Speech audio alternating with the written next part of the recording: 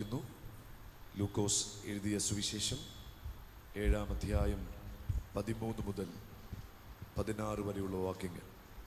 അവളെ കണ്ടിട്ട് കർത്താവ് മനസ്സലിഞ്ഞു, അവളോട് കരയണ്ട എന്ന് പറഞ്ഞു.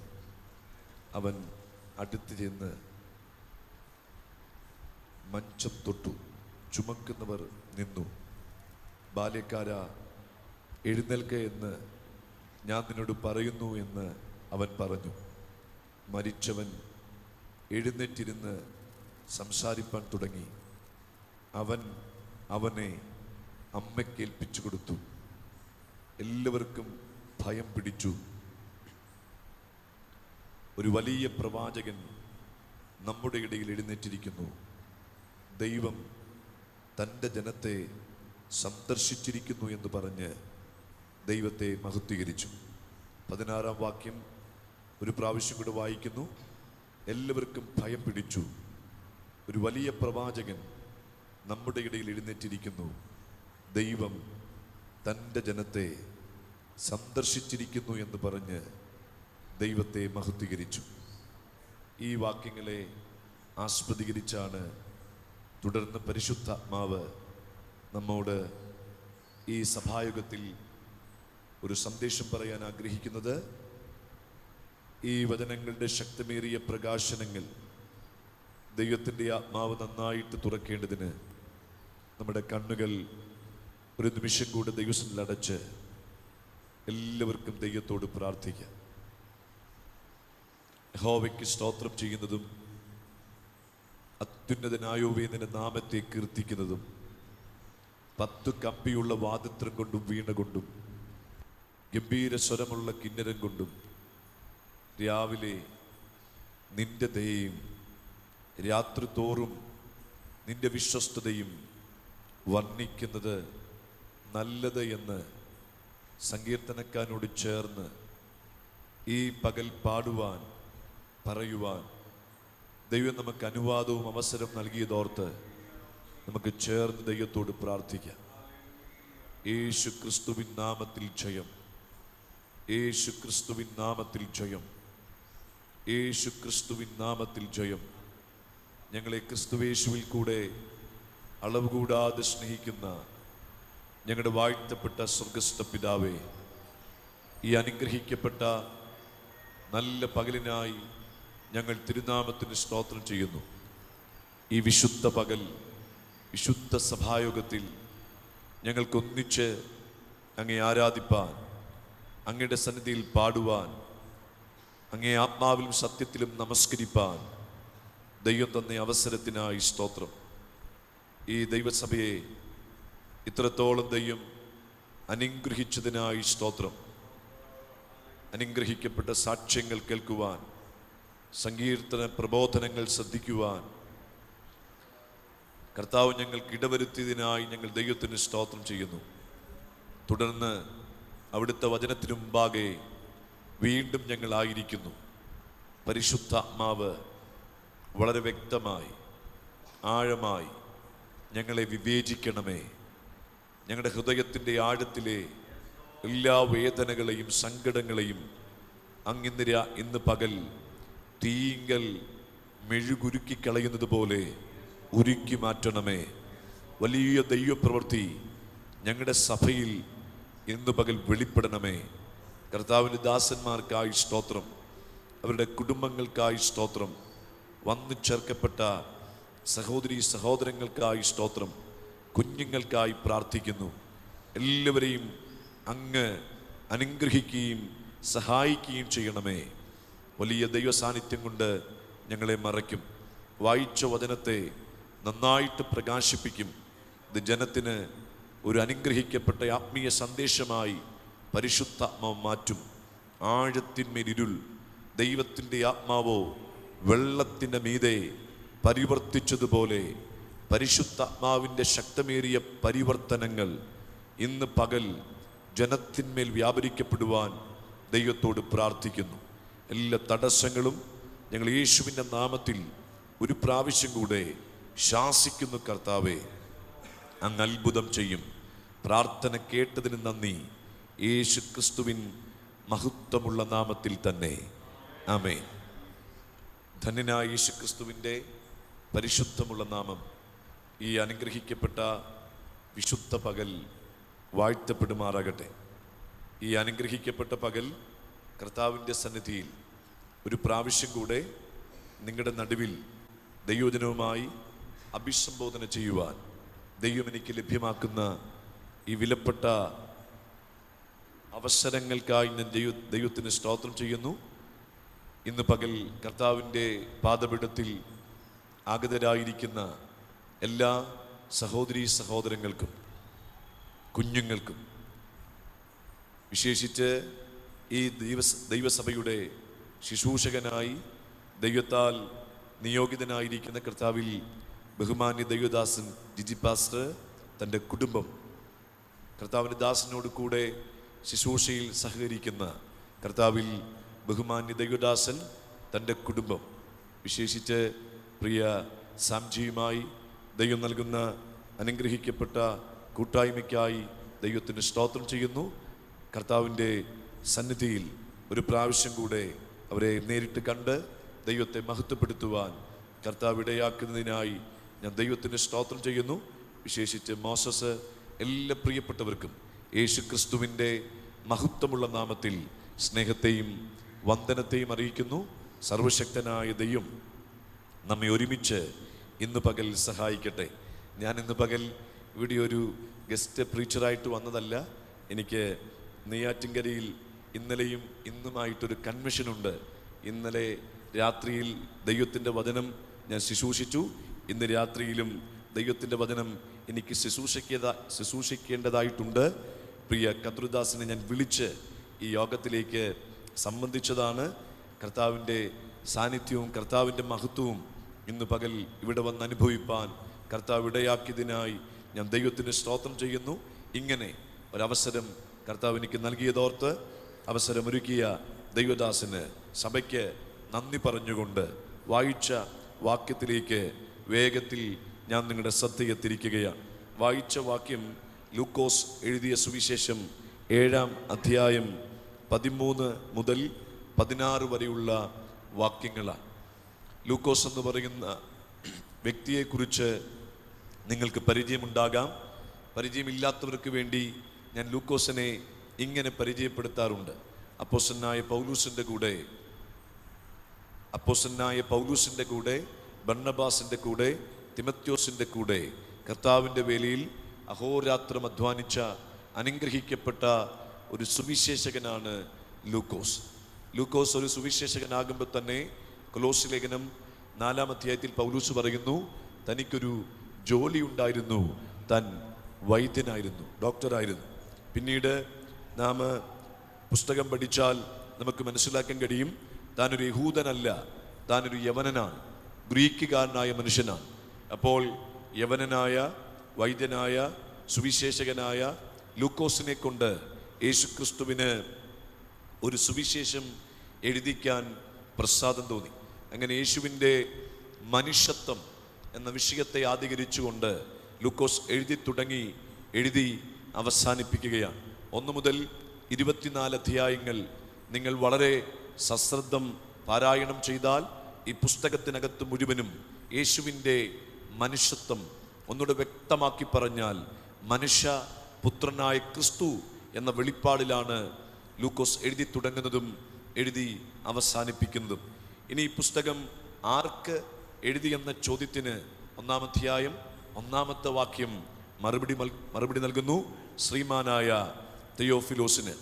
വളരെ ക്രമമായി വളരെ സൂക്ഷ്മമായി സകലതും പരിശോധിച്ചിട്ട് ലൂക്കോസ് തൻ്റെ തൂലിക ചലിപ്പിച്ച് ഇങ്ങനെ എഴുതി വരുമ്പോൾ 7-ാം അധ്യായത്തിലേക്ക് പ്രവേശിക്കുമ്പോൾ യേശുവിൻ്റെ പരസ്യ ശുശ്രൂഷക്കാലത്ത് യേശു ചെയ്യുന്ന അനുഗ്രഹിക്കപ്പെട്ട ഒരു ഉയർപ്പിൻ്റെ ശുശ്രൂഷയിലേക്ക് ലൂക്കോസ് വിരച്ചുണ്ടുകയാണ്. നമുക്കറിയാം, യേശുവിൻ്റെ പരസ്യ ശുശ്രൂഷ കാലഘട്ടത്തിൽ യേശു ചെയ്യുന്ന 3 ഉയർപ്പിൻ്റെ ശുശ്രൂഷകളാണ്. ഒന്ന്, യായിറോസിൻ്റെ കുഞ്ഞുമകളെ യേശു ഉയർപ്പിക്കുന്നു.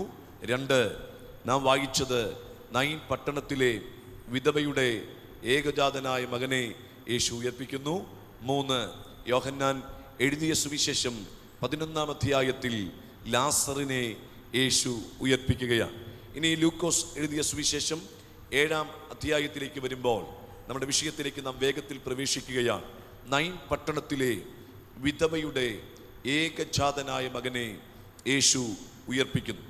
നൈൻ എന്ന വാക്കിൻ്റെ അർത്ഥം തന്നെ സ്തോത്രം സൗന്ദര്യമെന്നാണ്. നൈൻ എന്ന വാക്കിൻ്റെ അർത്ഥം സൗന്ദര്യമെന്നാണ്. പക്ഷേ ഏത് സൗന്ദര്യ അന്തരീക്ഷത്തെയും ഒറ്റ നിമിഷം കൊണ്ട് മരണം എന്ന യാഥാർത്ഥ്യം കീഴടക്കി കളയുമെന്നാണ് ആദ്യം നാം മനസ്സിലാക്കേണ്ടത്. ഞാൻ പറയുന്നത് ഗ്രഹിക്കാൻ കഴിയുന്നു എന്നാണ് വിശ്വസിക്കുന്നത്. മരണമെന്ന യാഥാർത്ഥ്യം ഏത് ആർഭാടങ്ങളെയും, ഏത് സന്തോഷ നിമിഷങ്ങളെയും, ഏത് ആഘോഷങ്ങളെയും ഒറ്റ നിമിഷം കൊണ്ട് കീഴടക്കിക്കളയും. കഫർനഹൂമിൽ നിന്ന് ഏകദേശം 30 കിലോമീറ്റർ മാറി സ്ഥിതി ചെയ്യുന്ന പട്ടണമാണ് നൈൻ എന്ന് പറയുന്ന പട്ടണം. ആ നൈൻ എന്ന് പറയുന്ന പട്ടണത്തിൽ വിധവയുടെ ഏകജാതനായ മകൻ മരിച്ചു പോകുന്നു. ഇനി എല്ലാവരും എന്നെ നന്നായിട്ടൊന്ന് ശ്രദ്ധിക്കണം. ആ കൂടാരത്തിൽ ഇപ്പോൾ സംഭവിക്കുന്നത് രണ്ടാമത്തെ മരണമാണ്. ഒന്ന്, ആ കൂടാരത്തിലെ ആ സഹോദരിയുടെ ഭർത്താവ് മരിച്ചുപോയി. അതുകൊണ്ടാണ് ആ സഹോദരി വിധവയായി മാറിയത്. അപ്പോൾ ആ കൂടാരത്തിൽ സംഭവിക്കുന്ന രണ്ടാമത്തെ മരണമാണ്. ഇനി ഞാൻ ആ കൂടാരത്തെക്കുറിച്ച് എൻ്റെ ഭാവനയിൽ ഞാനൊന്ന് വിശദീകരിക്കാം.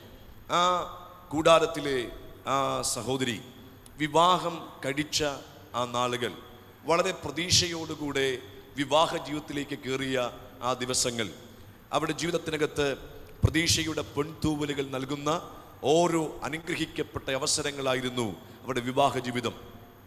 ഇങ്ങനെ വിവാഹ ജീവിതത്തിലേക്ക് പ്രവേശിച്ച് ആ കുടുംബനാഥനുമായി അല്ലെങ്കിൽ അവിടെ ഭർത്താവുമായി ഒന്നിച്ച് അവർ ജീവിതം മുൻപോട്ട് തുടരുന്ന സമയത്ത് അവിടെ പ്രതീക്ഷ മുഴുവനും അവിടെ ഭർത്താവിലായിരുന്നു. പ്രതീക്ഷ അവിടെ ഭർത്താവിൽ വെച്ച് സന്തോഷകരമായ കുടുംബജീവിതം ഇങ്ങനെ ചെയ്തു വരുന്ന സമയത്ത് അവരുടെ സന്തോഷത്തെ, അവരുടെ ആഹ്ലാദത്തെ ഒന്നും കൂടെ വർദ്ധിപ്പിക്കത്തക്ക നിലവാരത്തിൽ ആ കൂടാരത്തിനകത്ത് ഒരു സന്തോഷ വിഷയം ഉടലെടുക്കുകയാണ്. സന്തോഷ വിഷയം ഉടലെടുക്കുന്നത് ആ സഹോദരി ഗർഭവതിയാണ് എന്നുള്ള സന്തോഷ വിഷയമാണ്. ആ സന്തോഷ വിഷയം അധികം താമസിയാതെ സ്തോത്രം ഒരു തലമുറയായി പുറത്തേക്ക് വരികയാണ്. അപ്പോൾ അവിടെ സന്തോഷം ഇരട്ടിച്ചു. ഇന്നലത്തെ സന്തോഷമല്ല, ഇന്ന് ഒരു തലമുറ ജനിക്കുന്ന സമയം നമുക്ക് എല്ലാവർക്കും അത് നന്നായിട്ട് അനുഭവിക്കാൻ കഴിഞ്ഞിട്ടുണ്ട് എന്നാണ് ഞാൻ മനസ്സിലാക്കുന്നത്. ഒരു തലമുറ ജനിക്കുന്ന സമയം സന്തോഷത്തിൻ്റെ അനുഭവങ്ങൾ ഏറ്റവും വർദ്ധിക്കുന്ന സമയമാണ്. അപ്പോൾ ആ കൂടാരത്തിൽ നൈൻ എന്ന് പറയുന്ന ആ പട്ടണത്തിൽ, ആ കൂടാരത്തിനകത്ത് ആ സഹോദരിയുടെ സന്തോഷം വർദ്ധിപ്പിക്കുന്ന തരത്തിൽ അവൾക്കൊരു തലമുറ ജനിക്കപ്പെടുകയാണ്. അപ്പോൾ സന്തോഷം ഇരട്ടിയായി വർദ്ധിച്ചു. സന്തോഷം ഇരട്ടിയായി വർദ്ധിച്ച് മുൻപോട്ട് പോകുന്ന കാലയളവിലാണ് പ്രതീക്ഷിക്കാത്ത സമയത്ത്, പ്രതീക്ഷിക്കാത്ത ദിവസത്തിൽ, പ്രതീക്ഷിക്കാത്ത ആ സെക്കൻഡിൽ ആ കൂടാരത്തിനകത്ത് മരണമെന്ന യാഥാർത്ഥ്യം, മരണമെന്ന തണുത്ത കരം, മരണമെന്ന ആ ആ യാഥാർത്ഥ്യം ആ കുടുംബനാഥനെ പിടിമുറുക്കുന്നത്. മരണമെന്ന യാഥാർത്ഥ്യം ആ കുടുംബനാഥനെ പിടിമുറുക്കിയ ദിവസം അവൾക്ക് മറക്കാൻ കഴിയില്ല. അവിടെ പ്രതീക്ഷകൾ, ഒരു പ്രതീക്ഷ മുഴുവൻ നഷ്ടപ്പെട്ട് അവൾ ആ ഡെഡ് ബോഡിയുടെ മുഖത്തേക്ക് നോക്കി പ്രതീക്ഷ മുഴുവൻ നഷ്ടപ്പെട്ടവളെ പോലെ ഇനി എനിക്ക് പ്രതീക്ഷ ഭർത്താവിലില്ല എന്നുള്ള വല്ലാത്ത വേദനയോടുകൂടെ ആ സഹോദരി അന്ന് നിലവിളിക്കുന്ന നിലവിളി, കരയുന്ന കരച്ചിൽ, കണ്ണീരൊഴുകി അവൾ നിലവിളിക്കുന്ന നിലവിളി ഒക്കെ നമ്മുടെ ശ്രദ്ധയിൽ കൊണ്ടുവരണം. അവിടെ പ്രതീക്ഷ ഒരു വിധത്തിൽ ഒരു മേഖലയിൽ നഷ്ടപ്പെട്ടു പോയി. ഇനി ആ പ്രതീക്ഷ നഷ്ടപ്പെട്ട് കിടക്കുന്ന സമയത്തും അവൾ ചുറ്റുപാടിലേക്ക് കണ്ണൊന്ന് വീക്ഷിച്ചപ്പോൾ കണ്ടൊരു കാഴ്ച, ദൈവം എനിക്ക് തന്നിരിക്കുന്നത് ഒരാൺ സന്തതിയാണ്, ഒരാൺ സന്തതിയാണ്. ആ ആൺസന്തതിയെ അവിടെ കണ്ണിലേക്ക് ആൺസന്തതിയുടെ മുഖം വന്നപ്പോൾ അവിടെ ചിന്ത മറ്റൊരു ദിശയിലേക്ക് മറിഞ്ഞു. എനിക്ക് ദൈവം തന്നിരിക്കുന്നത് ഒരു ആൺസന്തതിയാണ്. അവൻ എൻ്റെ കാര്യങ്ങൾ നന്നായി നോക്കും, അവൻ എൻ്റെ കാര്യങ്ങൾ നന്നായി ക്രമീകരിക്കും. അവൻ്റെ വിദ്യാഭ്യാസത്തിൻ്റെ നന്മ ഞാൻ കാണും, അവൻ്റെ ഭാവിയുടെ നന്മ ഞാൻ അനുഭവിക്കും, അവൻ്റെ ഭാവി ഞാൻ കാണും, അവൻ്റെ വിവാഹം ഞാൻ കാണും, അവൻ്റെ തലമുറയെ ഞാൻ കാണും, അവൻ്റെ അനുഗ്രഹം ഞാൻ കാണും എന്നുള്ള പ്രതീക്ഷയോടുകൂടി സാഹചര്യത്തിലൂടെ ആ സഹോദരി ആ ഭർത്താവ് മരിച്ചു കിടക്കുന്ന സമയത്തും ഒരു ചെറിയ പ്രതീക്ഷ മകനിൽ വെച്ച് ജീവിതം മുൻപോട്ട് നയിച്ചുകൊണ്ടിരിക്കുന്ന സമയത്ത് ഇതാ അധികം താമസമില്ലാതെ അവിടെ പ്രതീക്ഷകളെ മുഴുവൻ അസ്തമിക്കുന്ന തരത്തിൽ ആ വിധവയുടെ ഏകജാതനായ മകനും മരിച്ചുപോയി. അപ്പോൾ നിങ്ങൾ ശ്രദ്ധിക്കൂ പ്രിയപ്പെട്ടവരെ, അവിടെ പ്രതീക്ഷ മുഴുവൻ അസ്തമിക്കപ്പെട്ടു. ആദ്യം അവിടെ പ്രതീക്ഷ അവിടെ ഭർത്താവിലാണെങ്കിൽ ഭർത്താവിനെ മരണത്തിൻ്റെ യാഥാർത്ഥ്യ കരം തൊട്ടു, ആ ഭർത്താവ് ലോകത്തിൽ നിന്ന് മാറ്റപ്പെട്ടു. ഇനി പ്രതീക്ഷ തലമുറയിലാണ്. പക്ഷെ അധികം താമസിയാതെ ആ പ്രതീക്ഷയും നഷ്ടപ്പെട്ട് മകനും മരിച്ച് കിടക്കുകയാണ്. അപ്പോൾ ഞാൻ ഇന്ന് ഈ പകൽ ഇങ്ങനെ വിശദീകരിക്കാം, അവിടെ പ്രതീക്ഷ മുഴുവൻ നഷ്ടപ്പെട്ടു. ഇനി അടുത്ത ദൂതിന് സഭ ഒരുമിച്ച് ആമീൻ പറയണം. പ്രതീക്ഷ മുഴുവൻ നഷ്ടപ്പെട്ട ഇടത്ത്, പ്രതീക്ഷ മുഴുവൻ ഉടഞ്ഞുപോയ ഇടത്ത്, പ്രതീക്ഷ മുഴുവൻ അസ്ഥാനത്തായിടത്ത് പുത്തൻ പ്രതീക്ഷകൾക്ക് ചിറക് മുളപ്പിക്കുന്നവനാണ് നാം ആരാധിക്കുന്ന നമ്മുടെ ദൈവം. ഞാൻ ഇന്ന് പകൽ പരിശുദ്ധാത്മാവിന്റെ നിറവിൽ ഇംഗ്ലീഷ് വർഷിപ്പ് ഈ നടക്കുന്ന ഈ സഭയിൽ ആത്മനിറവിൽ ദൈവസഭയോട് പറയുന്നു, പ്രതീക്ഷ നഷ്ടപ്പെട്ട, പ്രതീക്ഷ ഉടഞ്ഞ, പ്രതീക്ഷ അസ്ഥാനത്തായ അതേ ഇടത്ത് തന്നെ പുത്തൻ പ്രതീക്ഷയുടെ ചിറക് മുളപ്പിക്കാൻ നമ്മുടെ കർത്താവിന് കഴിയും. വിശ്വസിക്കുന്നവരുണ്ടെങ്കിൽ ചേർന്ന് കരമൊന്ന് ഉയർത്തിയോ കരമൊന്ന് അടിച്ചോ ദൈവത്തിന് സ്തോത്രം ചെയ്യാം. ഈ പകൽ പ്രതീക്ഷ നഷ്ടപ്പെട്ട് ഇനി ഒരു പ്രതീക്ഷയും എനിക്കില്ല, ഇനി ആ വിദ്യാഭ്യാസ മേഖലയ്ക്കകത്ത്, ഭാവി മേഖലയ്ക്കകത്ത് എനിക്കൊരു പ്രതീക്ഷയും ഇല്ലെന്ന് വിചാരിച്ച് ആരെങ്കിലും ആയിരിക്കുന്നെങ്കിൽ നാം ആരാധിക്കുന്ന സർവശക്തനായ യേശു പ്രതീക്ഷ നഷ്ടപ്പെട്ട ഇടത്ത് പുത്തൻ പ്രതീക്ഷകൾ നൽകുന്നവനാണ്. വിശ്വസിക്കുന്നവരുണ്ടെങ്കിൽ ചേർന്ന് ദൈവത്തിന് സ്തോത്രം ചെയ്യാം. ഞാന് 3-4 ഉദാഹരണങ്ങൾ പറഞ്ഞ് ഞാനതിനെ ഒന്ന് ആഴത്തിൽ ഉറപ്പിക്കാം. ഇസ്രായേൽ മക്കൾ യാത്ര ചെയ്തു വരികയാണ്. ഇസ്രായേൽ മക്കൾ 430 വർഷം അടിമച്ചങ്ങലയ്ക്കകത്ത് മിസ്രൈമിൻ്റെ അടിമനുഖത്തിനകത്ത് കുടുങ്ങപ്പെട്ട ദൈവത്തിൻ്റെ ജനം ഒറ്റ രാത്രി കൊണ്ട് പുറപ്പെട്ട് അവർ മുൻപോട്ട് നടന്നു വരുമ്പോൾ ദൈവമാണ് അവരെ ആ യാത്രയിൽ നയിക്കുന്നത്. ദൈവരെ നയിച്ച് മുൻപോട്ട് പോകുമ്പോൾ 14-ാം അധ്യായത്തിൽ പുറപ്പാട് പുസ്തകത്തിൽ അവർ എത്തിച്ചേരുന്ന സ്ഥലം ചെങ്കടലിൻ്റെ തീരമാണ്. ചെങ്കടലിൻ്റെ തീരത്ത് അവരെത്തുന്ന സമയത്ത് മുൻപോട്ട് അവർക്ക് പോകാൻ കഴിയുന്നില്ല. കാരണം ചെങ്കടൽ അതിശക്തിയോടെ അവരുടെ മുമ്പിൽ ഒഴുകി കൊണ്ടിരിക്കുകയാണ്. ഇരുവശത്തേക്കും അവർക്ക് യാത്ര ചെയ്യാൻ കഴിയില്ല. കാരണം പർവ്വതങ്ങൾ ഇരുവശത്തും ഇങ്ങനെ അണിനിരക്കുകയാണ്. പുറകിലേക്ക് അവർക്ക് പോകാൻ കഴിയില്ല. പോകാൻ കഴിയാത്തതിൻ്റെ കാര്യം പുറകിൽ ഫറവോ ഓടി വരികയാണ്. ഫറവോ ഓടി വരുന്നതിൻ്റെ കാര്യം ഞാൻ അവരെ പിടിക്കും, ഞാൻ നിഗ്രഹിക്കും അവരെ, എൻ്റെ കയ്യാൽ അവരെ നശിപ്പിച്ച് കളയും, ഞാൻ കൊള്ള പങ്കിടും എന്നുള്ള വൈരാഗ്യ മനോഭാവത്തോടു കൂടെ ഇതാ ഫറവോ അവരെ പിന്തുടരുകയാണ്. മുൻപോട്ടവർക്ക് വഴിയില്ല, പുറകിലേക്ക് അവർക്ക് പോകാൻ കഴിയില്ല, ഇരുവശത്തേക്കും പോകാൻ കഴിയില്ല. ഇനി ഇസ്രായേൽ മക്കളെ നിങ്ങളൊന്ന് ശ്രദ്ധിച്ചു നോക്കിക്കേ, പ്രതീക്ഷ മുഴുവൻ നഷ്ടപ്പെട്ടു. അന്ന് രാത്രിയിൽ പുറപ്പെട്ട സന്തോഷത്തിൻ്റെ മുഖം മാറി, മുഖം മ്ലാനതയിലേക്ക് വന്നു. പ്രതീക്ഷ മുഴുവൻ നഷ്ടപ്പെട്ട് തമ്മിൽ അവർ പിറുപിറുക്കാൻ തുടങ്ങി. മോശയുടെ മുഖത്തേക്ക് നോക്കി പിറുപിറുക്കാൻ തുടങ്ങി. പ്രതീക്ഷ നഷ്ടപ്പെട്ടാൽ പിറുപിറുപ്പുണ്ടാകും. മോശയുടെ മുഖത്തേക്ക് നോക്കി പറഞ്ഞു, ഞങ്ങളെ മരുഭൂമിയിൽ കൊല്ലുവാനാണോ ഇങ്ങോട്ട് നയിച്ചത്? മിസ്രൈമിൽ ഞങ്ങൾക്ക് കുഴി ഇല്ലാഞ്ഞിട്ടാണോ ഞങ്ങളെ ഇങ്ങോട്ട് നയിച്ചത് എന്ന് ദൈവത്തിനു മുമ്പാകെ മോശയുടെ മുഖത്തേക്ക് നോക്കി പ്രതീക്ഷ നഷ്ടപ്പെട്ട ജനം പിറുപിറുത്തു കൊണ്ടിരിക്കുമ്പോൾ നിങ്ങൾ ശ്രദ്ധിച്ച് കേൾക്കണം പ്രിയപ്പെട്ടവരെ.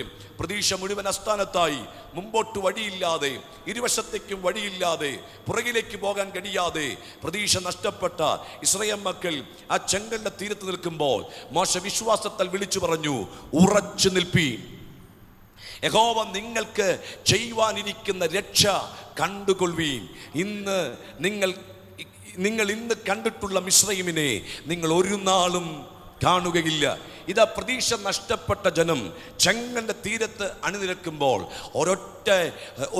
ഒരു പ്രഭാതത്തിൽ ഒരൊറ്റ കിഴക്കൻ കാറ്റുകൊണ്ട് ചെങ്കടലിനെ രണ്ടായി മാറ്റിവെച്ച് അതിൻ്റെ ഇടയിലൂടെ പുത്തൻ പ്രതീക്ഷയുടെ വഴി തുറന്ന് ജനത്തെ അക്കരെ എത്തിക്കാൻ ദൈവത്തിന് പ്രസാദം തോന്നിയെങ്കിൽ പ്രതീക്ഷ നഷ്ടപ്പെട്ട അതേ ഇടത്ത്, പ്രതീക്ഷ നഷ്ടപ്പെട്ട അതേ സ്ഥലത്ത് വാതിലുകളെല്ലാം അടഞ്ഞു, പ്രതീക്ഷകൾക്ക് മുമ്പോട്ട് വഴിയില്ല എന്ന് വിചാരിച്ച അതേ ഇടത്ത് പുത്തൻ പ്രതീക്ഷയുടെ വഴി തുറക്കാൻ എൻ്റെ ദൈവത്തിന് കഴിയുമെങ്കിൽ ഞാൻ ഇന്ന് പകൽ ദൈവസഭയോട് പറയുന്നു കേട്ടോ, പ്രതീക്ഷ നഷ്ടപ്പെട്ട അതേ ഇടത്ത്, പ്രതീക്ഷ നഷ്ടപ്പെട്ട അതേ സ്ഥലത്ത് പുത്തൻ പ്രതീക്ഷയുടെ പുതിയ വഴികൾ തുറക്കാൻ നമ്മുടെ ദൈവത്തിന് കഴിയും. വിശ്വസിക്കുന്നവരുണ്ടെങ്കിൽ ചേർന്ന് ആമേൻ പറയാം. ഇസ്രായേൽ മക്കൾ പിന്നീട് യാത്ര ചെയ്തു വരികയാണ്. ചെങ്കടൽ കടന്നു കേട്ടോ. ഇപ്പോൾ എത്തിയിരിക്കുന്നത് ശൂർ എന്ന് പറയുന്ന മരുഭൂമിയിലാണ്. മരുഭൂമിയിൽ അവർ എത്തുന്ന സമയത്ത് 3 ദിവസം അവർ വെള്ളം കുടിച്ചില്ല. 3 ദിവസം വെള്ളം കുടിക്കാത്ത ജനം മുൻപോട്ട് നടന്നു നീങ്ങുമ്പോൾ അവർക്ക് നന്നായി ദാഹിച്ചപ്പോൾ അവർ ആ മരുഭൂമിക്കകത്ത് കണ്ണൊന്ന് പരതിയപ്പോൾ കണ്ടൊരു കാഴ്ച, അങ്ങ് ദൂരവേ ഒരു അരുവി. അവർ ഓടിച്ചെന്ന് അരുവിയിലെ വെള്ളമെടുത്ത് കൈക്കുമ്പിൽ വെച്ച് നാവിൽ തൊടിപ്പിച്ചപ്പോൾ കുടിച്ച വ്യക്തി വിളിച്ചു പറഞ്ഞു, കുടിക്കരുത്, കൈപ്പാൻ. ഞാൻ ചോദിക്കട്ടെ പ്രിയപ്പെട്ടവരെ, പ്രതീക്ഷിച്ചത് എന്താണ്? ദാഹജലമാണ്, കിട്ടിയത് കയ്പ് വെള്ളമാണ്. പ്രതീക്ഷിച്ചത് നന്മയാണ്, കിട്ടിയത് തിന്മയാണ്. പ്രതീക്ഷിച്ചത് ഉയർച്ചയാണ്, കിട്ടിയത് താഴ്ചയാണ്. പ്രതീക്ഷിച്ചത് അനുഗ്രഹമാണ്, കിട്ടിയത് ശാപമാണ്. പ്രതീക്ഷിച്ചത് വെളിച്ചമാണ്, കിട്ടിയത് ഇരുളാണ്. പ്രതീക്ഷിച്ചത് കിട്ടാതെ വന്ന സമയത്ത് ജനമെല്ലാം ദൈവത്തിന് മുമ്പാകെ പിറുപിറുക്കുമ്പോൾ മോശ ദൈവത്തോട് പ്രാർത്ഥിക്കുന്നു. മോശയുടെ പ്രാർത്ഥനയുടെ മറുപടി എന്ന വണ്ണം ദൈവം ഒരു വൃക്ഷം മോശയ്ക്ക് കാണിച്ചു കൊടുക്കുകയാണ്. വൃക്ഷം വെട്ടി വെള്ളത്തിലിട്ട സമയത്ത് പ്രതീക്ഷ എവിടെയാണോ കയ്പായത് അവിടെ തന്നെ മധുരിപ്പിക്കുന്ന പുത്തൻ പ്രതീക്ഷകൾ എൻ്റെ ദൈവം കൊടുത്തെങ്കിൽ ഞാൻ ഇന്ന് പകൽ ദൈവസഭയോട് ആത്മനിറവിൽ വചനത്തിൻ്റെ പിൻബലത്തിൽ പറയുന്നു, നിങ്ങളുടെ പ്രതീക്ഷ എവിടെയാണോ കയ്പായത് അവിടെ തന്നെ പുത്തൻ മധുരിപ്പിക്കുന്ന പ്രതീക്ഷകൾ നൽകുവാൻ എൻ്റെ ദൈവത്തിന് കഴിയും. എത്ര പേർക്ക് വിശ്വസിക്കാൻ കഴിയുന്നുണ്ട്? നിങ്ങളുടെ കുടുംബ ജീവിതത്തിനകത്താണോ പ്രതീക്ഷകൾ കയ്പായത്? നിങ്ങളുടെ വിദ്യാഭ്യാസ മേഖലയിലാണോ പ്രതീക്ഷകൾ കയ്പായത്? നിങ്ങളുടെ ജോലി മേഖലയിലാണോ പ്രതീക്ഷകൾ കയ്പായത്? നിങ്ങളുടെ ശുശ്രൂഷ മേഖലയിലാണോ പ്രതീക്ഷ കയ്പായത്? നിങ്ങൾ അവിടെ നിന്ന് പ്രാർത്ഥിക്ക്, അവിടെ നിന്ന് ദൈവത്തോട് അപേക്ഷിക്ക്. ആ കയ്പായ ഇടത്ത് തന്നെ പുത്തൻ മധുരിപ്പിക്കുന്ന പ്രതീക്ഷകൾ, മനസ്സിലാവുന്നോ ഞാൻ പറയുന്നേ? പുത്തൻ മധുരിപ്പിക്കുന്ന പ്രതീക്ഷകൾ എൻ്റെ ദൈവത്തിന് ചെയ്യാൻ കഴിയുമെന്ന് വിശ്വസിക്കുന്ന ദൈവമക്കൾ ഉണ്ടെങ്കിൽ കരമുയർത്തി ദൈവത്തിന്.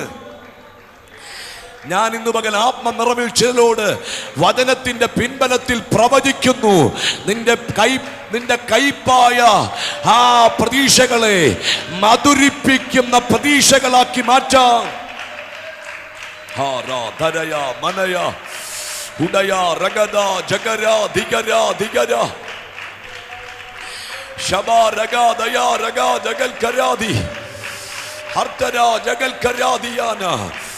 ഇന്ന് പകൽ ഈ ദൂത് നിങ്ങൾ പിടിച്ചോണം.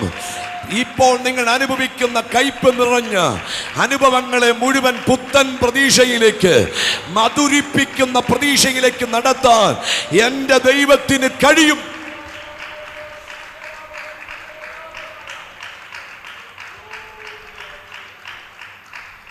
ഗെനസരേത്ത് തടാകത്തിന്റെ കരയിലേക്ക് നസ്രയൻ തന്റെ പരസ്യ ശുശ്രൂഷ കാലഘട്ടത്തിന്റെ ആരംഭ ഭാഗത്ത് ഇറങ്ങി വരികയാണ്. ഗെനസരേത്ത് തടാകത്തിന്റെ കരയിൽ എത്തുന്ന സമയത്ത് ധാരാളം ബോട്ടുകൾ ആ തടാകത്തിന്റെ കരയിൽ അടുപ്പിച്ചിട്ടിട്ടുണ്ട്. ധാരാളം ബോട്ടുകൾ അടുപ്പിച്ചിട്ടിരിക്കുന്ന ആ ഗെനസരേത്ത് തടാകത്തിന്റെ കരയിൽ നസ്രയൻ നിൽക്കുമ്പോൾ പുരുഷാരം തന്നെ തിക്കുകയാണ്. പുരുഷാരം തന്നെ തിക്കുന്നത് കൊണ്ട് വചനം അവരോട് നല്ല രീതിയിൽ പ്രസംഗിക്കാൻ യേശുവിന് കഴിയുന്നില്ല. യേശു പെട്ടെന്ന് ശീമോനുള്ളൊരു പടകിലേക്ക് കയറിയിട്ട് പറഞ്ഞു, ആ പടക് ആ കരയിൽ നിന്ന് അല്പം കടലിലേക്ക് ഇറക്കണം. ശീമോൻ ഇത് അനുസരിച്ചു. ശീമോൻ അനുസരിച്ചിട്ട് യേശു ആ പടകിൽ നിന്ന് അവരോട് ഉപദേശിച്ചു തീർന്നപ്പോൾ യേശു ശീമോന്റെ മുഖത്തേക്ക് നോക്കി പറഞ്ഞു, ശീമോനെ, ആഴത്തിലേക്ക് നീക്കി വല ഇറക്കുവിൻ. പെട്ടെന്ന് ശീമോന്റെ വാക്ക്, നാഥാ, ഞങ്ങൾ രാത്രി മുഴുവൻ അധ്വാനിച്ചു, എങ്കിലും ഒന്നും കിട്ടിയില്ല. എങ്കിലും നിന്റെ വാക്കിന് ഞങ്ങൾ വല ഇറക്കാം എന്ന് പറഞ്ഞ മാത്രയിൽ അവർ ആ വല ഇറക്കുന്ന സമയത്ത് പെരുത്ത മീൻകൂട്ടം കിട്ടിയെന്നാണ്. എന്താ കിട്ടിയത്? പെരുത്ത മീൻകൂട്ടം. നിങ്ങൾ 5-ാം അധ്യായം തുടക്കം വായിച്ചാൽ ഇങ്ങനൊരു വാക്യം കാണാൻ കഴിയും. വലക്കാർ ഇറങ്ങി വല കഴുകുകയായിരുന്നു. വലക്കാർ ഇറങ്ങി വല കഴുകുകയായിരുന്നു. എന്താ വല കഴുകാൻ കാര്യം? വൃത്തിയാക്കാൻ മാത്രമല്ല, വല കഴുകുമ്പോൾ അവർ വാക്കും ഭാഷണവും കൂടാതെ നമ്മോട് സംസാരിക്കുന്നൊരു കാര്യം, ഇന്നത്തെ പ്രതീക്ഷ തീർന്നു എന്ന് കാണിക്കുക. ഇന്നത്തെ പ്രതീക്ഷ തീർന്നു, ഇനി നാളത്തേനാണ് പ്രതീക്ഷ. വൃത്തിയാക്കുക മാത്രമല്ല, വൃത്തിയാക്കുന്ന കാര്യം ഇന്നത്തെ പ്രതീക്ഷ തീർന്നു, ഇനി നാളത്തേനാണ് പ്രതീക്ഷ. അപ്പോൾ നിങ്ങൾ ശ്രദ്ധിച്ചേ, പത്രോസ് തൻ്റെ കൂട്ടാളികളൊക്കെ ഇന്നത്തെ പ്രതീക്ഷ തീർന്നു, ഇനി പ്രതീക്ഷയ്ക്കൊന്നും വകയില്ല എന്ന് പറഞ്ഞു നിൽക്കുമ്പോൾ യേശു പറഞ്ഞു, ആഴത്തിലേക്ക് നീക്കി വലയിറക്കുവിൻ. ആഴത്തിലേക്ക് നീക്കി വലയിറക്കിയപ്പോ വേദപുസ്തകം പറയുന്നു, പെരുത്ത മീൻകൂട്ടം. എവിടെ? എവിടെ? പ്രതീക്ഷ നഷ്ടപ്പെട്ട അതേ കടലിൽ, പ്രതീക്ഷ നഷ്ടപ്പെട്ട അതേ വലയിൽ, പ്രതീക്ഷ നഷ്ടപ്പെട്ട അതേ പടകിൽ പുത്തൻ പ്രതീക്ഷയുടെ ചിറക് നൽകാൻ എൻ്റെ ദൈവത്തിന് കഴിയുമെങ്കിൽ ഞാൻ ഇന്ന് പകൽ ദൈവസഭയോട് ആത്മനിറവിൽ പറയുന്നു, പ്രതീക്ഷ നഷ്ടപ്പെട്ട അതേ വിദ്യാഭ്യാസത്തിൽ, പ്രതീക്ഷ നഷ്ടപ്പെട്ട അതേ കുടുംബജീവിതത്തിൽ, പ്രതീക്ഷ നഷ്ടപ്പെട്ട അതേ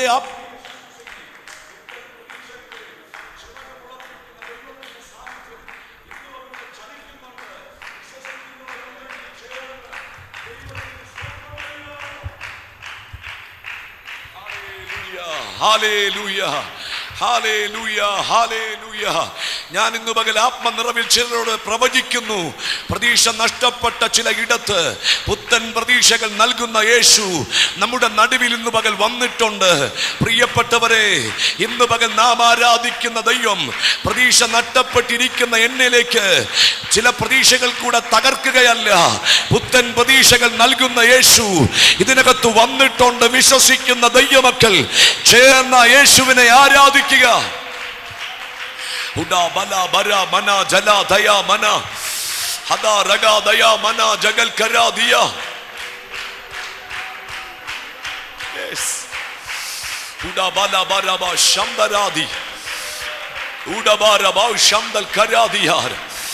യേശുവിൻ അധികാരമുള്ള നാമത്തിൽ ജയം.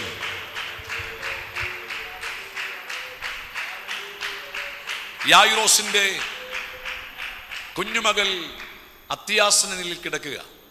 യായിറോസ്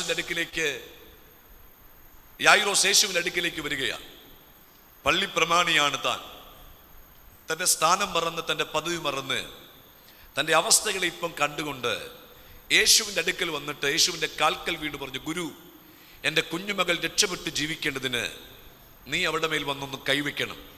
യേശു യായിറോസിന്റെ കരഞ്ഞുള്ള അപേക്ഷ സ്വീകരിച്ച് യായിറോസിന്റെ വീട്ടിലേക്ക് പുറപ്പെടുന്ന സമയത്താണ് രക്തസ്രാവക്കാറ്റ് സ്ത്രീ സൗഖ്യം പ്രാപിക്കുന്നത്.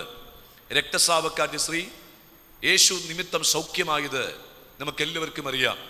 പിന്നീട് അവളോട് ചില കാര്യങ്ങളൊക്കെ യേശു പ്രസ്താവിച്ചിട്ട് വീണ്ടും യായിറോസിന്റെ വീട്ടിലേക്ക് പോകുന്ന സമയത്ത് യായിറോസിന്റെ വീട്ടിൽ നിന്ന് അലറിക്കൊണ്ടൊരു മനുഷ്യൻ യേശുവിൻ്റെ അടുക്കൽ വന്നിട്ട് പറഞ്ഞു, സ്തോത്രം, യായിറോസിന്റെ വീട്ടിൽ നിന്ന് അലറിക്കൊണ്ടൊരു മനുഷ്യൻ യേശുവിൻ്റെ അടുക്കൽ നിൽക്കുന്ന യായിറോസിന്റെ മുഖത്തേക്ക് നോക്കി പറഞ്ഞു, ഇനി ഗുരുവിനെ അസഹ്യപ്പെടുത്തണ്ട, കുഞ്ഞുമകൾ മരിച്ചുപോയി എന്ന് പറഞ്ഞാൽ അർത്ഥം എന്താണ്? നീ യേശുവിൻ്റെ അടുക്കലേക്ക് പോകുന്ന സമയത്ത് കുഞ്ഞുമകൾക്ക് ജീവനുണ്ടായിരുന്നു, അത്യാസന നിലയിലാണെങ്കിലും ജീവനുണ്ടായിരുന്നു. ഇപ്പോൾ കുഞ്ഞുമകൾ മരിച്ചു എന്ന് പറഞ്ഞാൽ യേശുവിൻ്റെ അടുക്കലേക്ക് നീ പോകുന്ന സമയത്ത് നിനക്ക് ചെറിയ ഒരു പ്രതീക്ഷയുണ്ട്, നിന്റെ കുഞ്ഞുമകളുടെ മേൽ ജീവൻ നിലനിൽക്കുന്നുണ്ട്. ഇപ്പോൾ ശ്രദ്ധിച്ച്, വീട്ടിൽ നിന്ന് പറയുന്ന വാക്ക്, ഇനി ഗുരുവിനെ അസഹ്യപ്പെടുത്തേണ്ട, കുഞ്ഞുമകൾ ദീനം മൂർച്ഛിച്ച് മരിച്ചുപോയി എന്ന് പറഞ്ഞാൽ പ്രതീക്ഷ മുഴുവൻ നഷ്ടപ്പെട്ടു. കഴിഞ്ഞ മണിക്കൂർ വരെ പ്രതീക്ഷയ്ക്ക് ഒരു ചെറിയ എന്താ പറയുന്നത്, ഒരു പോസിറ്റീവായ കാര്യമുണ്ടായിരുന്നു, കാരണം ജീവനുണ്ടായിരുന്നു. ഇപ്പോൾ പ്രതീക്ഷ മുഴുവൻ നഷ്ടപ്പെട്ടു, കുഞ്ഞ് മരിച്ചുപോയി.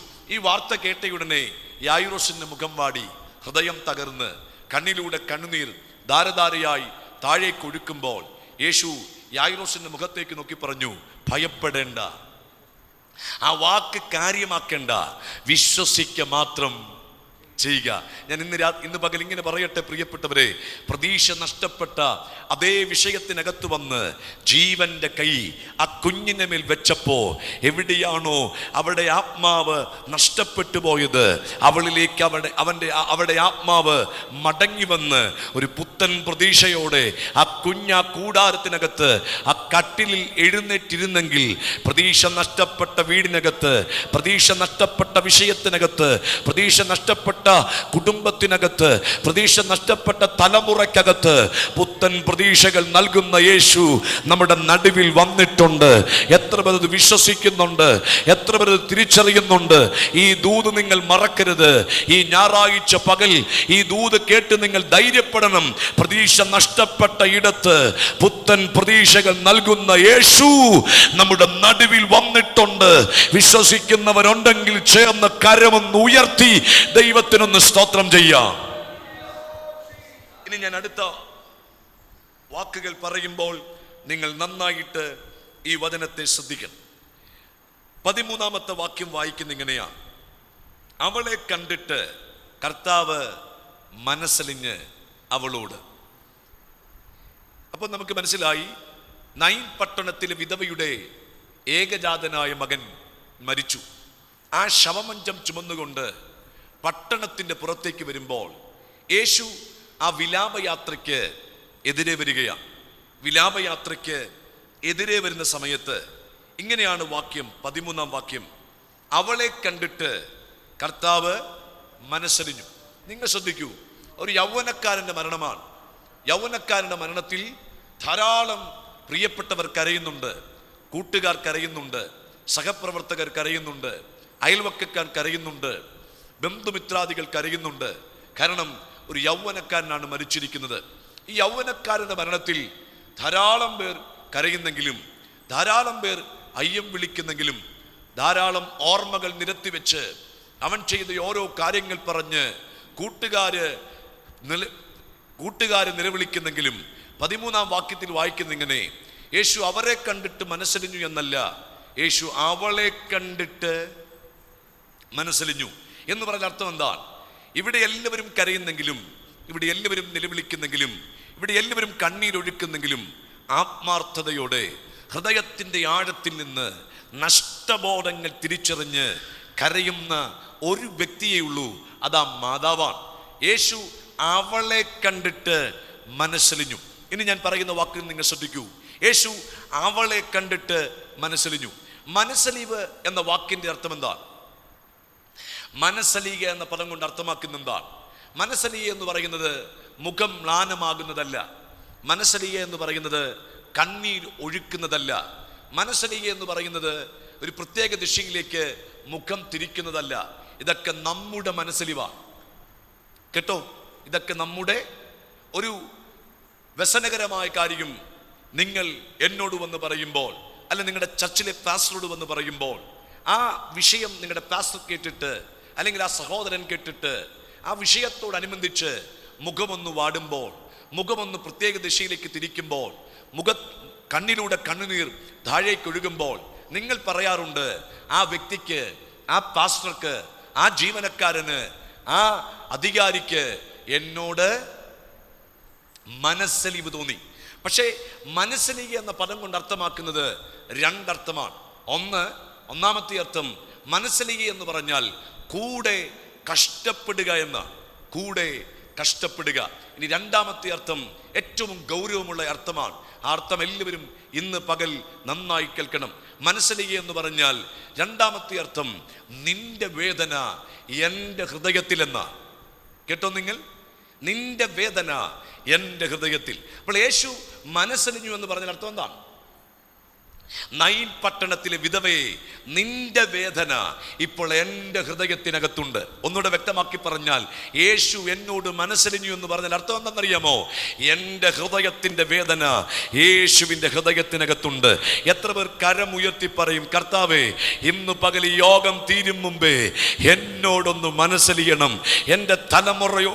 മനസ്സിലാകുന്നവരുണ്ടെങ്കിൽ ചേർന്ന് ആമേൻ പറ. ഇന്ന് പകൽ ആത്മാവ് ഇടപെടുകയാണ്. കർത്താവേ, എൻ്റെ വേദന നിന്റെ ഹൃദയത്തിലൊന്ന് എത്തണപ്പാ. എൻ്റെ ഹൃദയത്തിലെ ഭാരം അങ്ങയുടെ ഹൃദയത്തിൽ നിന്ന് വരണം. മനസ്സിലാകുന്നവർ യേശുവിൻ നാമത്തിന് സ്തോത്രം ചെയ്താട്ടെ. നൈൻ പട്ടണത്തിലെ വിധവയോട് മനസ്സലിഞ്ഞവൻ ഇന്നു പകൽ യേശുവിൻ നാമത്തിൽ PMG ദൈവസഭയിൽ ചിലരോട് മനസ്സലിയുന്ന പകലാണ്. നിങ്ങളുടെ വേദന മുഴുവൻ യേശു ഏറ്റെടുക്കുന്ന പകലാണ്. നിങ്ങളുടെ ഹൃദയത്തിന്റെ നൊമ്പരം മുഴുവൻ യേശു ഏറ്റെടുക്കുന്ന പകലാണിത്. തിരിച്ചറിയുന്നവർക്കായി ദൈവത്തെ സ്തുതിക്കുന്നു. ഇനി കേട്ടോ, ഞാൻ വേഗത്തിൽ പറയുന്നു, നിങ്ങൾ ശ്രദ്ധിക്കണം. യേശുവിന്റെ പരസ്യ ശുശ്രൂഷക്കാലത്ത് യേശു ധാരാളം ഇടത്ത് മനസ്സലിഞ്ഞതായിട്ടുണ്ട്, അല്ലേ? യേശു പുരുഷാരത്തെ കണ്ട് മനസ്സലിഞ്ഞു. പുരുഷാരത്തെ കണ്ട് മനസ്സലിഞ്ഞിട്ട് യേശു വെറുതെ പോയെന്നാണോ? അല്ല, അവരുടെ ഇടയിലുള്ള രോഗികളെ യേശു സൗഖ്യമാക്കി. യേശു 2 കുരുടന്മാരെ എരിഹോവിൽ വെച്ച് കണ്ട് അവരോട് മനസ്സലിഞ്ഞ് അവരുടെ കണ്ണിനെ തൊട്ടു. അവരുടെ കണ്ണ് തുറന്നു വന്നു. ഇനി യേശു മലയിൽ നിന്ന് ഇറങ്ങി വരുന്ന സമയത്ത് ഒരു കുഷ്ഠരോഗി യേശുവിൻ്റെ അടുക്കൽ വന്ന് പറഞ്ഞു, നിനക്ക് മനസ്സുണ്ടെങ്കിൽ എന്നെ ശുദ്ധമാക്കാൻ കഴിയും. പെട്ടെന്ന് യേശു പറഞ്ഞു, എനിക്ക് മനസ്സുണ്ട്, ശുദ്ധമാകാം എന്ന് പറഞ്ഞിട്ട് അടുത്ത വാക്യത്തിൽ ഇങ്ങനെ രേഖപ്പെടുത്തിയിരിക്കുന്നത്, യേശു മനസ്സലിഞ്ഞ് അവന് തൊട്ട് ശുദ്ധമാക്കി. എല്ലാവരും കേൾക്കണം കേട്ടോ. കുഷ്ഠരോഗിയുടെ ഹൃദയത്തിനകത്തെ വേദന എന്താണ്? കുഷ്ഠരോഗിയുടെ ഹൃദയത്തിനകത്ത് വേദന എന്താണ്? എന്നോടാരും മിണ്ടുന്നില്ലെന്നല്ല, എന്നെ ആരും തൊടുന്നില്ലെന്നാണ്. കേട്ടോ, കുഷ്ഠരോഗിയുടെ ഹൃദയത്തിനകത്തെ വേദന എന്നെ ആരും തൊടുന്നില്ല. കാരണം എന്നെ തൊട്ടാൽ അവൻ അശുദ്ധനാണ്.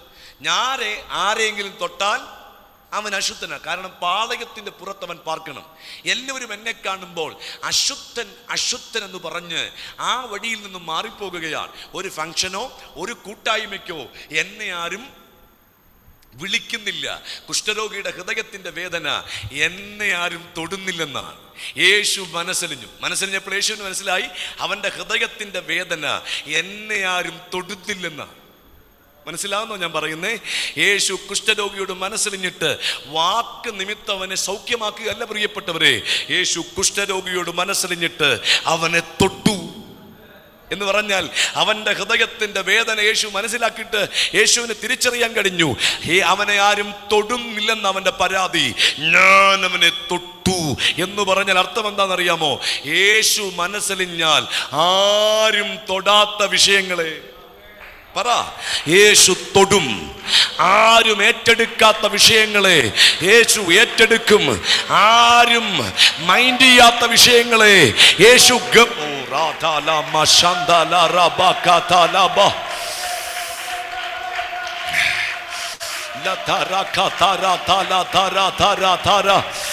ഞാൻ ഈ ദൂത് പറഞ്ഞുകൊണ്ടിരിക്കുമ്പോ എത്ര കുഞ്ഞുങ്ങൾ, എത്ര യുവാക്കന്മാർ വിശ്വസിക്കുന്നുണ്ട്. ഇന്ന് പകൽ ആരും തൊടാത്ത എന്റെ വിഷയങ്ങളെ യേശു ഇന്ന് പകൽ തൊടാൻ പോകുകയാണ്. യേശു മനസ്സലിഞ്ഞാൽ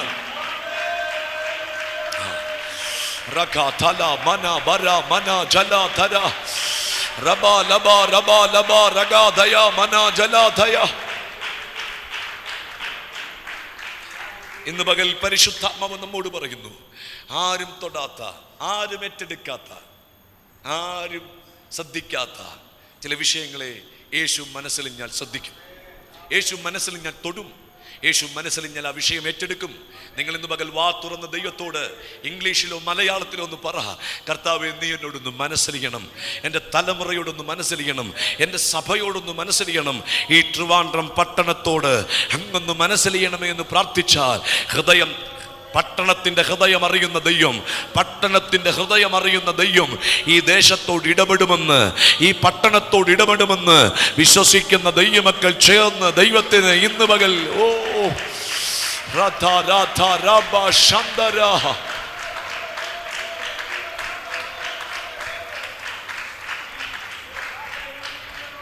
ഞാൻ രണ്ട് ദൂതൂടെ പറഞ്ഞ് പ്രാർത്ഥിക്കാൻ പോവാ. യേശു മനസ്സറിഞ്ഞു. വേദപുസ്തകം പറയുന്നു മഞ്ചത്തെ മനസ്സറിഞ്ഞിട്ട് യേശു വിധവയോട് പറയുന്ന വാക്ക് കരയണ്ട. എന്താ പറഞ്ഞേ? യേശു കരയണ്ടെന്ന് പറഞ്ഞാൽ, യേശു കരയണ്ടെന്ന് പറഞ്ഞാൽ പിന്നെ കരയണ്ട. യേശു കരയണ്ടെന്ന് പറഞ്ഞിട്ട് മഞ്ചത്തെ തൊട്ടു. അടുത്ത വാക്യം എന്താ?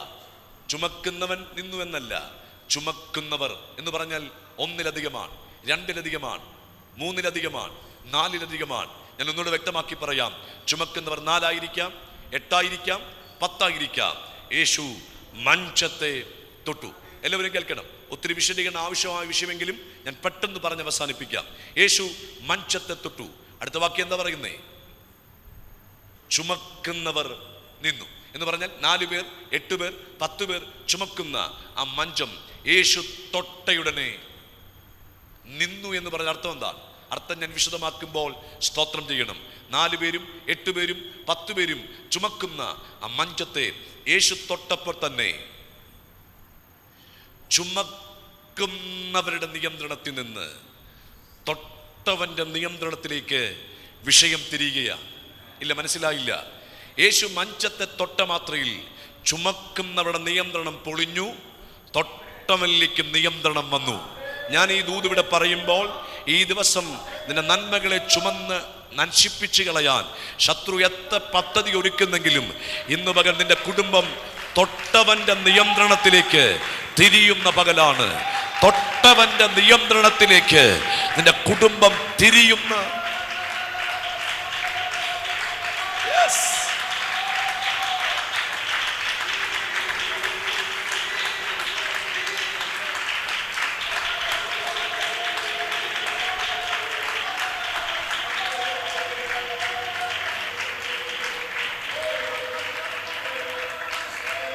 ഞാൻ ഒരു കാര്യം ഒന്ന് വിശദീകരിച്ചോട്ടെ. ഈ ചുമക്കുന്നവർ ലക്ഷ്യം എന്താ? ചുമക്കുന്നവർ ലക്ഷ്യം എന്താ?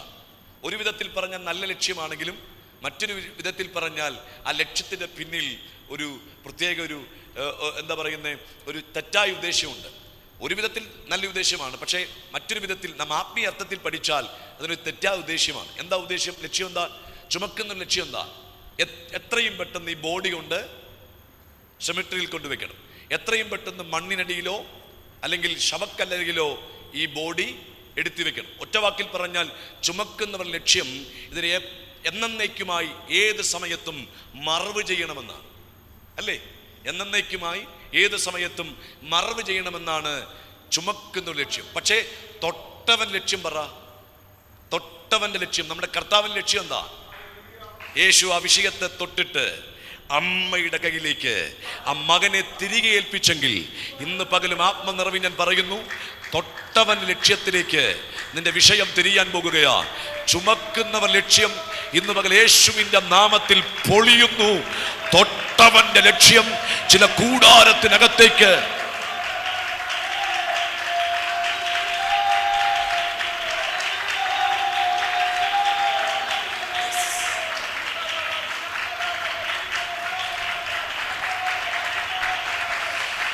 ഈ പകൽ യേശുവിൻ നാമത്തിൽ ചുമക്കുന്നവരുടെ നിയന്ത്രണങ്ങൾ പൊളിയുന്നു. തൊട്ടവന്റെ നിയന്ത്രണം ചില കുടുംബങ്ങളിൽ വരുന്നു. തൊട്ടവന്റെ നിയന്ത്രണം ചില തലമുറകളിൽ വരുന്നു. വിശ്വസിക്കുന്നെങ്കിൽ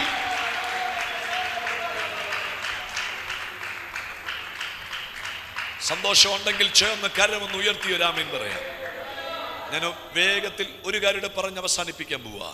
തൊട്ടവൻ ലക്ഷ്യം ഈ മകനെ ജീവനോടെ അമ്മയുടെ കയ്യിലേക്ക് തിരികെ കൊടുക്കണമെന്നാണ്. ചുമക്കുന്നവൻ ലക്ഷ്യം ഈ മകനെ എന്നേക്കുമായി മണ്ണിനടിയിൽ ആഴ്ത്തണമെന്നാണ്. യേശുവിൻ നാമത്തിൽ യേശു ആ വിഷയത്തെ തൊട്ട മാത്രയിൽ ചുമക്കുന്നവരുടെ നിയന്ത്രണം പൊളിയുന്നു. തൊട്ടവന്റെ ലക്ഷ്യത്തിലേക്ക് വിഷയം തിരിഞ്ഞ് ആ അമ്മയുടെ കയ്യിലേക്ക് ആ മകനെ മടക്കി കൊടുത്ത്, എവിടെയാണോ അവൾ കണ്ണീരൊലിപ്പിച്ചത്, എവിടെയാണോ മകനെ ഓർത്ത് വിലപിച്ചത്, അവിടെ തന്നെ മകനെ ഓർത്ത് സന്തോഷിക്കാൻ, അവിടെ തന്നെ അവിടെ വിഷയത്തിന്റെ മറുപടി ഓർത്ത് ദൈവത്തെ സ്തുതിക്കാൻ ദൈവം അവസരമൊരുക്കിയെങ്കിൽ 2024 മെയ് മാസത്തിൽ നീ കരഞ്ഞ ഇടത്ത് തന്നെ തൊട്ടവൻ നിയന്ത്രണം ഏറ്റെടുക്കുകയാണ്. നീ കരഞ്ഞ ഇടത്ത് തന്നെ തൊട്ടവൻ നിയന്ത്രണം. കമോൺ, വിശ്വസിക്കുന്ന ദൈവസഭ ഒരുമിച്ച് ദൈവത്തിന്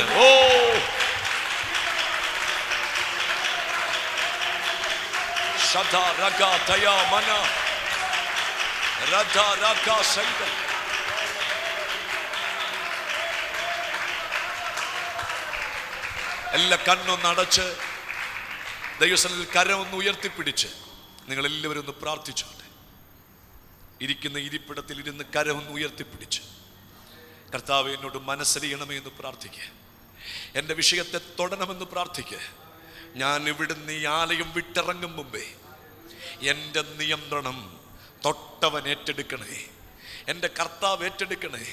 ഇനി ചുമക്കുന്നവരുടെ നിയന്ത്രണമല്ലപ്പാ, തൊട്ട യേശുവിൻ്റെ നിയന്ത്രണം എൻ്റെ തലമുറയിൽ നിന്ന് വെളിപ്പെടണം, കുടുംബങ്ങളിൽ നിന്ന് വെളിപ്പെടണം. മനസ്സിലാകുന്നവരുണ്ടെങ്കിൽ കരമുയർത്തി പ്രാർത്ഥിക്കൂ.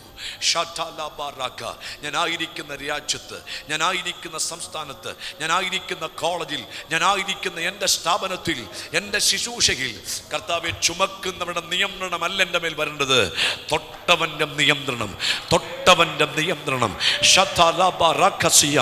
ഒരു ഭയങ്കര ദൈവ സാന്നിധ്യം ഇന്ന് പകൽ ഇവിടെ ചലിക്കുകയാ. ഒരു ഭയങ്കര ദൈവ സാന്നിധ്യം. കമോൺ.